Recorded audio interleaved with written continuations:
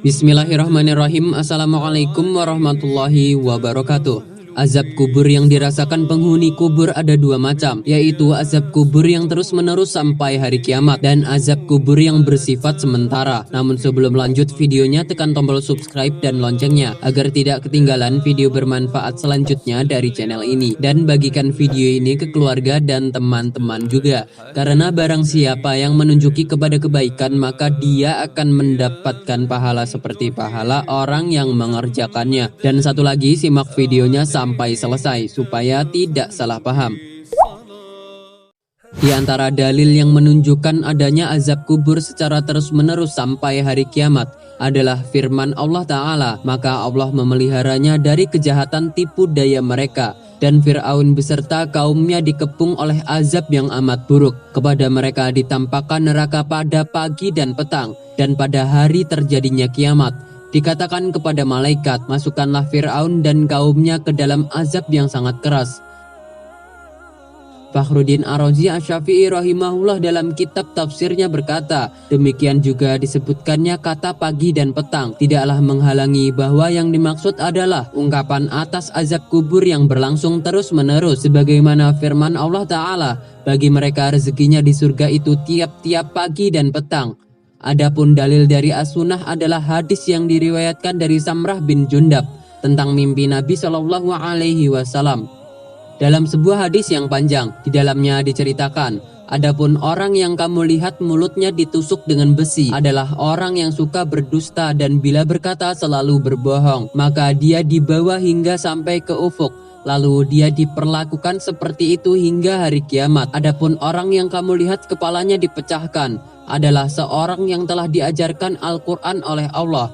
Lalu dia tidur pada suatu malam, namun tidak melaksanakan Al-Quran pada siang harinya. Lalu dia diperlakukan seperti itu hingga hari kiamat. Juga berdasarkan hadis yang diriwayatkan dari Abu Hurairah, Rasulullah Shallallahu Alaihi Wasallam bersabda, ketika seorang lelaki berjalan dengan menggunakan jubahnya dan berjalan dengan rasa sombong dengan rambutnya yang disisir, lalu ia ditelan oleh bumi dan ia akan tetap berguncang-guncang di dalam perut bumi hingga datang hari kiamat.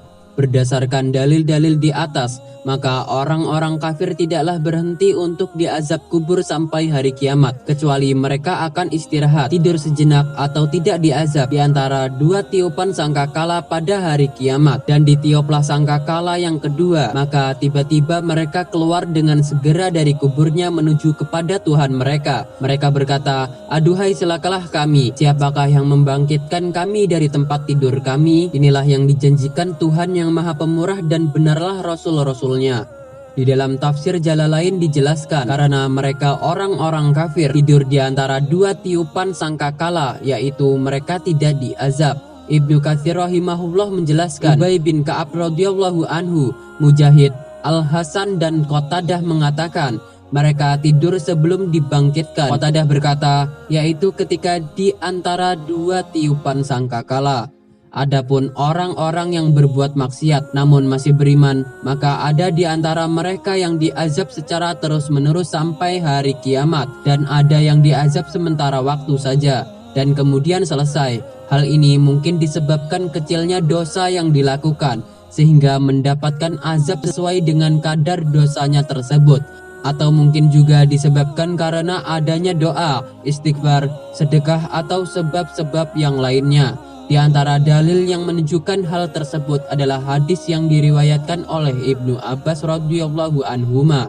Beliau menceritakan, Nabi Shallallahu Alaihi Wasallam melewati dua makam, kemudian berkata, sesungguhnya mereka sedang diazab. Tidaklah mereka diazab karena perkara yang besar menurut pandangan mereka. Adapun salah satunya, dia tidak melindungi diri dari air kencing, sedangkan yang lain, dia suka berbuat namimah, adu domba. Kemudian beliau mengambil pelepah kurma basah dan membelahnya secara vertikal dan menancapkan setiap belahan ke masing-masing makam. Para sahabat berkata, wahai Rasulullah, mengapa engkau melakukan hal ini? Rasulullah bersabda, semoga mereka diringankan azabnya selama pelepah kurma ini belum mengering. Demikianlah pembahasan tentang dua jenis azab kubur. Semoga Allah Ta'ala menyelamatkan kita dari azab kubur yang mengerikan. Wallahu a'lam bishawab. Assalamualaikum warahmatullahi wabarakatuh.